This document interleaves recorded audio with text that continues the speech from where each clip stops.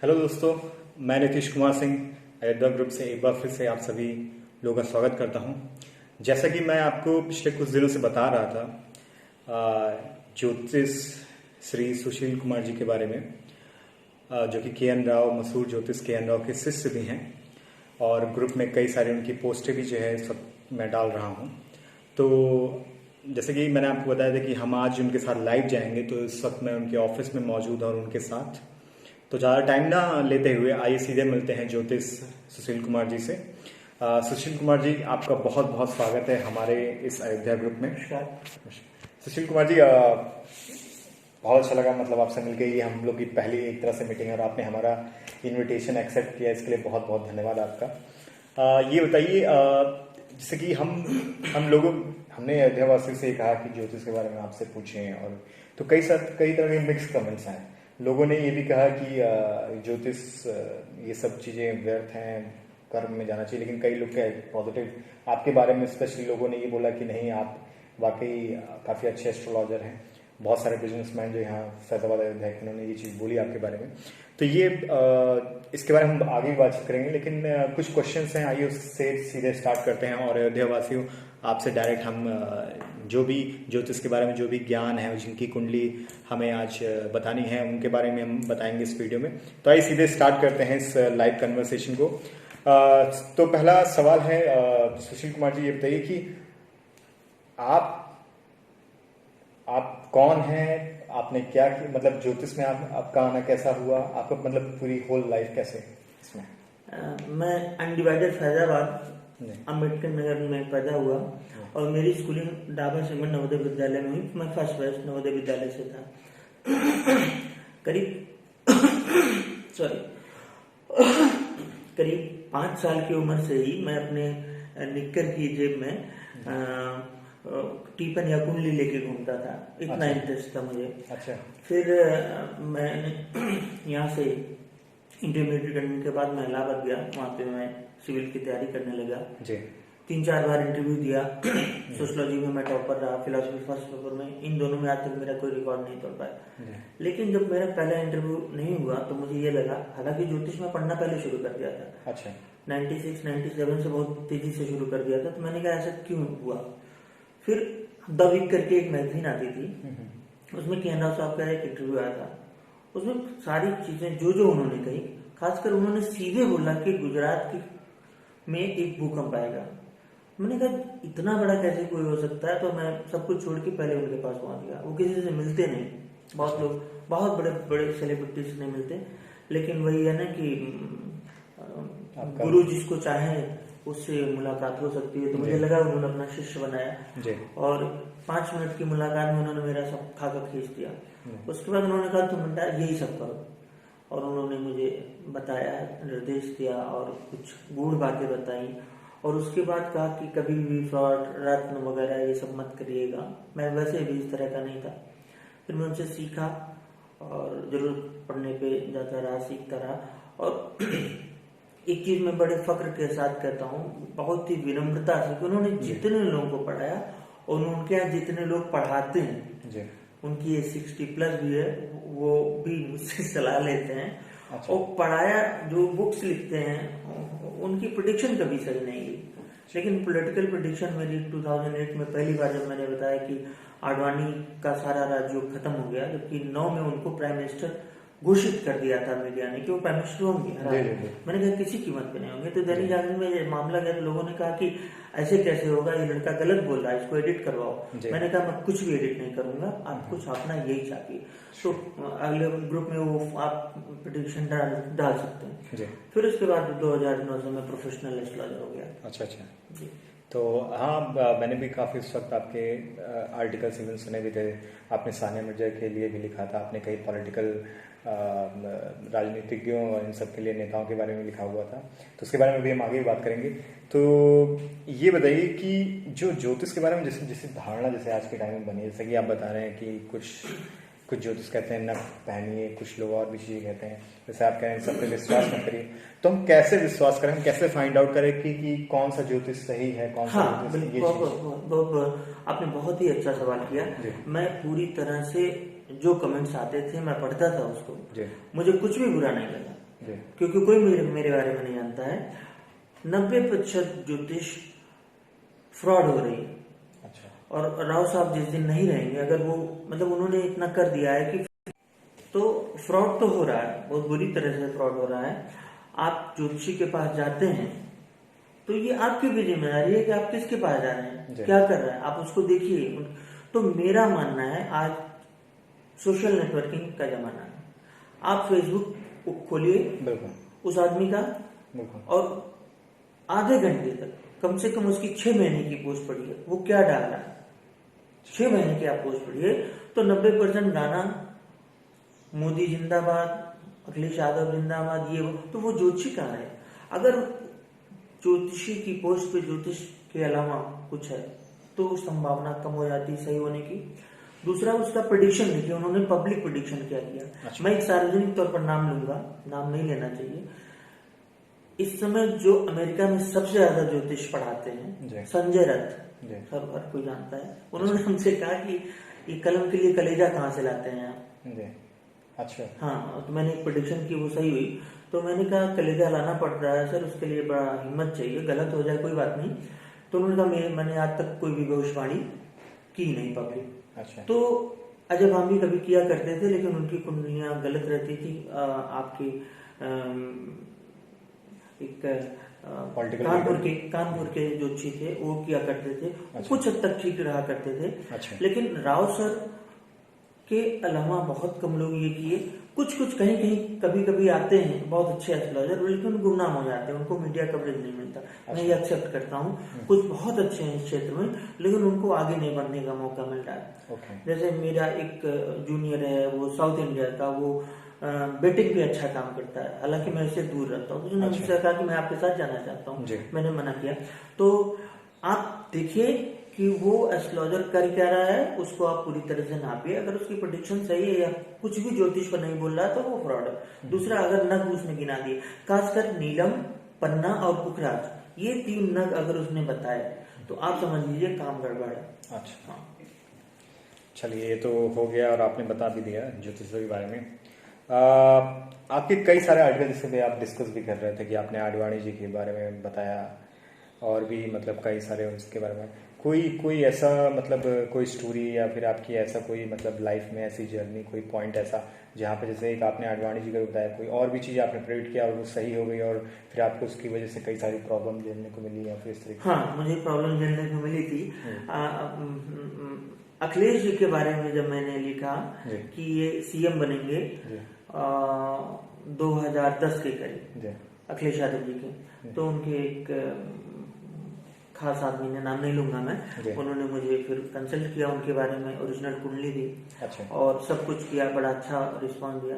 तो आज भी उनके बारे में जब भी मैं गलत लिखा हूं तो किसी ने उनकी तरफ से कोई मुझे वो नहीं आया है कि क्या लिख रहे हो क्या नहीं लिख रहा। अच्छा। क्योंकि उनके सपोर्टर्स माइल्ड हैं, अच्छे हैं, उनको लगता है आदमी सही बोलता है, जब सही होगा सही लिखेंगे, गलत होगा गलत लिखेंगे। अच्छा। लेकिन मुलायम सिंह जी के बारे में 2006 में मैंने लिखा था। अच्छा। तो मुझे कुछ धमकियां आई थी उस समय। अच्छा। है ना। और बीजेपी के बारे में भी कभी कभी कुछ लिखता हूँ तो लोगों को बुरा लगता है, लेकिन मुझे इससे कोई फर्क नहीं पड़ता। अच्छा। मैं ज्योतिषी हूँ, मैं पत्रकार नहीं हूँ, और अगर मैं पत्रकार ज्योतिष के तरह से पत्रकार भी हूँ तो मैं निष्पक्ष हूँ।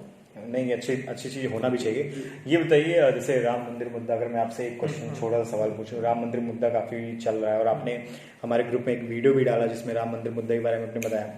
ये बताइए, आगे आने वाला जो महीना है, आने वाला साल है, वो भारत के लिए कैसा होने वाला है, इसके बारे में?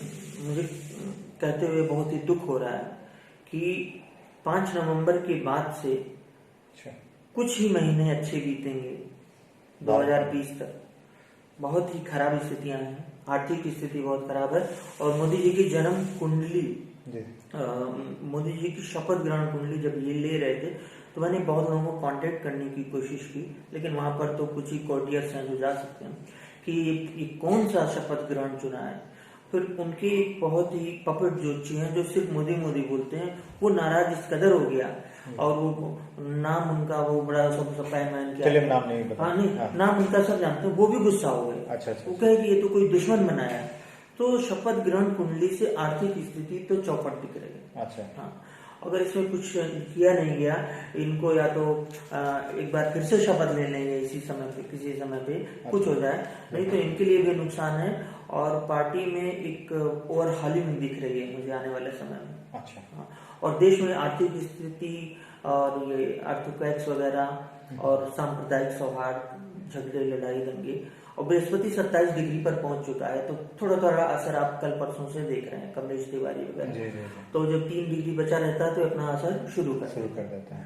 अच्छा, चलिए ये खबर अच्छी तो नहीं है, लेकिन फिर भी हम लोग एक पॉजिटिव होप लेके चलते हैं कि कभी कभी चीज़ें गलत भी हो सकती हैं।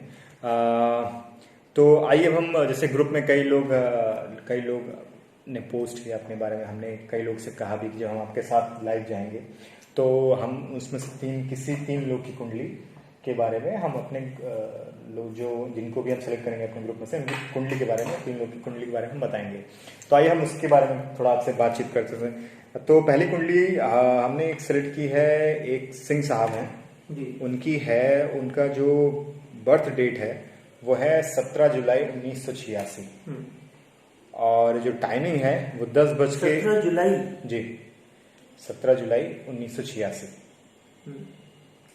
हाँ सॉरी अप्रैल 17 सही है। और टाइमिंग है 10:10 और प्लेस है फैजाबाद। तो ये है सिंह साहब, इनके बारे में आप क्या कहना चाहेंगे? नहीं, इनका क्वेश्चन क्या है? इनका कोई क्वेश्चन नहीं, लाइव नहीं होने से यही प्रॉब्लम है क्वेश्चन, क्योंकि इनका कोई है नहीं, इनका कोई क्वेश्चन नहीं है, बस ये सीधे ये तो मतलब पूरी तरह से गलत है क्वेश्चन ना होना। और इनसे अगली बार जब लाइव हुआ जाएगा तो इनका सवाल जरूर हम लेंगे। और ऐसे इनकी कुंडली के बारे में हम बताइए। इनकी कुंडली के बारे में अभी थोड़ा सा इनको जो एक किसी भी तरह की जबरदस्त टेंशन है, अच्छा, और इनको चिंता करने की जरूरत नहीं है।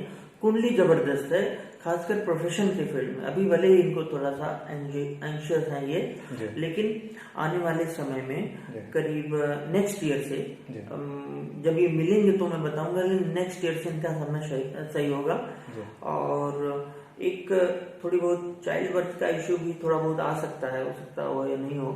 और अभी अगर अपनी कुंडली देखते हैं, अब इनका बुध में राहु चल रहा है और राहु 11वें भाव में है, तो इनको बहुत सारी टेंशन होगी, लेकिन ये राहु इनको बहुत कुछ देके जाएगा, ऐसा मेरा मानना है। अच्छा, सिंह साहब अगर आप सुन रहे हो तो ये मतलब है, और भी कोई आप नहीं, कर्म क्षेत्र इनका अच्छा है, जिस प्रोफेशन में है अभी तक अगर इनको नहीं मिला है तो आने वाला समय इनका ही है। ओके, चलिए, तो आप दूसरी, कोई नग नहीं पहनना है, कोई नग पहनना नहीं। तो सिंह सागर आप सुन रहे हैं तो आपको कोई नग नहीं पहनना है। दूसरे हमारे पांडे जी हैं। एक चीज मैं और कर दूं इनको, ये आप एक चिचड़ा होता है अपामार करके एक जड़ होती है, वो आप जड़ लीजिए, अपने पॉकेट में रख लीजिए, कांधे में बांध लीजिए, कहीं भी मिल जाएगी आपको, 1 रुपए भी नहीं लगेंगे, आप उसको बांध रखिए। और मैं मोस्टली लोगों को ये सजेशन दूंगा, आप इसको रखिए, ये बहुत ही काम की चीज है। मैं हमेशा रखता हूँ चिचड़ा, जो लोग जानते होंगे, गाँव में जाते हैं तो पैर में वो जीरे जैसे चिपक जाता है। अच्छा। तो वो बहुत बड़ी चीज है, आप उसको मतलब अपने साथ हमेशा रखिए, बुद्ध के लिए बहुत अच्छा है। अच्छा, ठीक है, वेरी गुड। दूसरे हमारे एक पांडे जी हैं, उनका जो डेट ऑफ बर्थ है वो है 5 मई 1989 जी सॉरी 5 मार्च 1989 जी। अब 5:20 AM सुबह 20, हाँ 5:20 सॉरी 29 सही इसमें जो है बाराबंकी में ही उनका जन्म स्थान है। तो पांडे जी के बारे में आप क्या कहना चाहेंगे? उनकी कुंडली क्या है? देखिए, आप पता नहीं कहाँ से सेलेक्ट कर करके कुंडली लाए हैं। पांडे जी की कुंडली अच्छी है, पर इस समय ये बहुत ही एंजाइटी में चल रहे हैं, बहुत ही टेंशन में चल रहे हैं। मैं कह सकता हूँ कि बहुत परेशान है। अगर आप लाइव होते तो मैं इनकी कई प्रॉब्लम आज मैं जरूर सॉल्व करता। अच्छा, नहीं तो आप ऐसे बता दीजिए, मैं पांडे जी तक ये हाँ, ये आप उनसे कन्वे कर दीजिएगा। तो ये एक बार इनको कुछ अपने सवाल पूछने होंगे, क्योंकि कई तरह के सवाल होते हैं और एक ग्रह कई चीज 1000 चीजों को रिप्रेजेंट करता है, एक राशि 1000 चीजों को रिप्रेजेंट करती है। तो मेरा ये मानना है कि इनका सवाल किस चीज से हो, किस चीज से है, इनका राहु और मून चल रहा है, तो मून और मरकरी के साथ है, तो इनका कम से कम साइकोलॉजिकली ये परेशान है। तो साइकोलॉजी पांडे जी ने ये भी बताया था कि जैसे कि जो बच्चे से रिलेटेड उनको थोड़ी सी प्रॉब्लम है। हाँ। उनको अभी 4 साल हो चुके हैं और अभी तक उनको बच्चे नहीं, ठीक है। हाँ, तो अगर ऐसा है तो इनकी कुंडली बच्चा नहीं रोकने में, कोई बच्चा होने में कोई अभी दिक्कत नहीं, दशा नहीं आई है। अच्छा। इनकी कुंडली से कोई ऐसा इश्यू नहीं है, लेकिन बच्चे के लिए माँ की कुंडली देखा जाना सबसे जरूरी है। अच्छा। अगर माँ की कुंडली देख ली जाए तो ये 2 मिनट में मैं बता सकता हूँ। प्लैनेट और चिल्ड्रन पे मैंने बहुत काम किया है और मैं कुछ ऐसे फॉर्मूले भी बताता हूँ, लोग ध्यान नहीं देते, मैं चुपके से बताता हूँ कि किस समय आदमी कंसीव होगा ही नहीं। अच्छा। तो जो एक फैमिली प्लानिंग है उसका सबसे बड़ा तो हमारी ज्योतिष है कि आप इस समय कंसीव ही, औरत होगी ही नहीं, या फीमेल नहीं होगी, और किस समय कंसीव होने की पॉसिबिलिटीज है। ये एस्ट्रोलॉजी से बढ़िया इवन डॉक्टर्स कंसल्ट करते हैं इस मामले में। राव साहब से भी किए यहाँ लखनऊ में, मेरे से कई लोग किए यहाँ के, तो जिनको एकदम, और खासकर जो IRTS ऑफिसर है, तो 2 IRTS ऑफिसर्स को, इंडियन रेलवे टेलीविजन सर्विस में 2 को मैंने बताया, तो पूरी लाइन लग गई। तो वहां पे 9 लोगों को जो अडॉप्ट करने जा रहे थे, वो 9 लोगों ने हमसे सलाह लिया, कुछ छोटे छोटे उपाय बताए और वो सबके बच्चे हुए। चलिए, तीसरी हमारे पास जो पहले, हाँ, पांडे जी के बारे में जैसे आपने बताया। पांडे जी, मैं आपको बता दूं, अगर आपको कंसल्ट करना है अपने जो प्रॉब्लम है उससे रिलेटेड, तो आप सीधे सुशील जी को कॉल करिए और उनसे डायरेक्टली उनसे इन सब चीज़ों के बारे में बात करिए। ज़्यादा परेशानी वाली बात नहीं है, जैसे कि सुशील जी ने बताया। तीसरा हमारे पास जो कुंडली है सर, वो यादव जी की है। यादव जी का जो डेट ऑफ बर्थ है वो 12/10/1992 है और प्लेस है मिल्कीपुर, फैजाबाद, और टाइमिंग है 3:35। इनका कहना है इनकी जॉब नहीं लग रही है जी। अच्छा,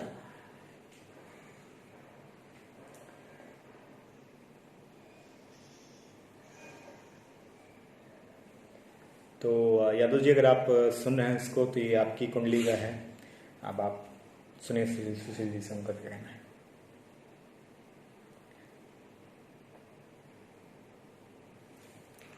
3:35 यहाँ पे। 3:35 जी, 3:35 दोपहर के ना? हाँ, दोपहर का।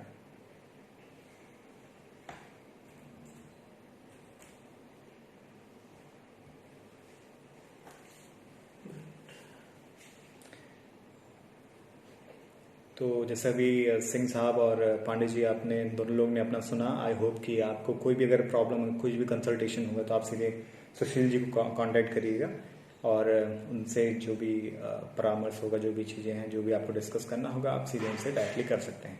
तो यादव जी कुंडली बात करते हैं। हाँ, इनकी कुंडली में इतना मैं आपको बता दूं कि ऐसी कोई बहुत बड़ी समस्या नहीं है। इस समय ये थोड़ा सा परेशान जरूर होंगे, लेकिन इनकी करियर की दशा है, तो अगर कोई रिसेंट कोई रिजल्ट आ रहा हो तो इनको मिल सकता है। अच्छा। नहीं तो अगले साल के बीच तक इनको नौकरी मिल जाएगी, इनको तो कोई उपाय भी करने की जरूरत नहीं है। अच्छा, तो यादव जी, आपके लिए बहुत ही अच्छी खबर है कि मतलब अगर आप ट्राई कर रहे हैं किसी नौकरी के लिए, तो आपको ये नौकरी मिल जाएगी, जैसे कि सुशील कुमार जी कह रहे हैं, और इन फ्यूचर भी मिल सकती है। तो आपको कोई परेशान होने की जरूरत नहीं है। तो अभी आपके पास समय ही समय है इस वक्त।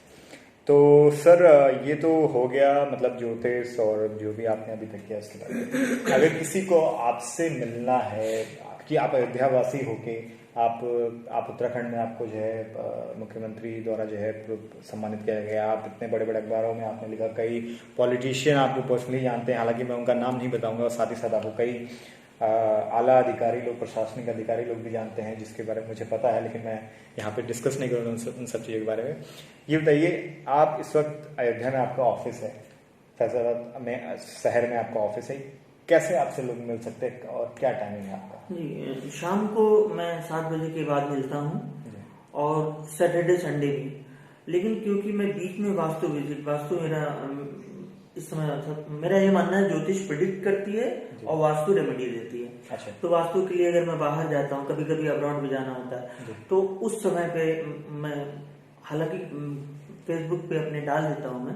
तो जिसको मिलना हो एक बार हमारा जो नंबर है 9125000031 पे अपॉइंटमेंट ले लें तो मिले। अदरवाइज अगर नहीं भी मिल सकता तो फोन कंसल्टेशन कर सकते हैं। फोन कंसल्टेशन हो सकता है। वैसे तो मैंने मिलने पर ये फायदा है कि मैं आपको चाहे जितना देर हो, हम घर पे इसके लिए हमको रोका भी जाता है, लेकिन चाहे जितना भी आपका टाइम, जब तक आप सेटिस्फाइड नहीं होंगे मैं आपको छोड़ूंगा नहीं। तो मिलना इसलिए अच्छा है। अच्छा, वैसे मैं आपको एक बहुत ही अच्छी चीज बता दूं कि सुशील जी का भी जल्द ही, जो भी अयोध्यावासी या आसपास के जिले के लोग जो भी दिल्ली एनसीआर में इस वक्त रह रहे हैं, उनका मैं बता दूं कि 9 और 10 नवंबर को आप कनॉट प्लेस में होटल सरवन भवन के बगल में होटल अलका क्लासिक है, वहां पे मेरा कनॉट प्लेस में आप सुशील कुमार जी 9 और 10 नवंबर को रहेंगे। तो अगर आप यहाँ पे अगर दिवाली पे अगर आप नहीं मिल सकते या फिर आपका मन है सुशील जी से मिलने का, और आप बहुत लोग फैजाबाद के वहाँ हैं, फैजाबाद के हैं वहाँ पे, तो अगर आपको मिलने का मन है तो आप वहाँ पे सीधे पहुँच के और अयोध्यावासी सुशील कुमार जी से मिल सकते हैं और अपनी कुंडली और इन सब के बारे में जान सकते हैं। तो अभी के लिए बस इतना ही। हमारे साथ जुड़ने के लिए बहुत बहुत धन्यवाद आप सभी का। और भी अगर इस तरह की कोई भी इंटरेस्टिंग चीज़ें होती हैं या कुछ ऐसे अपडेट्स आते हैं भविष्य के बारे में, तो हम सुशील कुमार जी के साथ डायरेक्टली कंसल्ट करते रहेंगे और उसके बारे में आपको ग्रुप में बताते रहेंगे। बाकी हम फिर किसी नए जगह से, नए लोग से एक बार फिर से लाइव आएंगे। आप सभी का हमारी इस वीडियो में जुड़ने के लिए धन्यवाद। हालांकि आज हम लाइव वीडियो नहीं कर पाएंगे, तकनीकी रूप से कुछ दिक्कतें आई हैं जिसको हम बहुत जल्दी सॉल्व आउट करने की कोशिश करेंगे। लेकिन आप सभी का जुड़ने के लिए बहुत बहुत धन्यवाद और have a nice day. Thank you.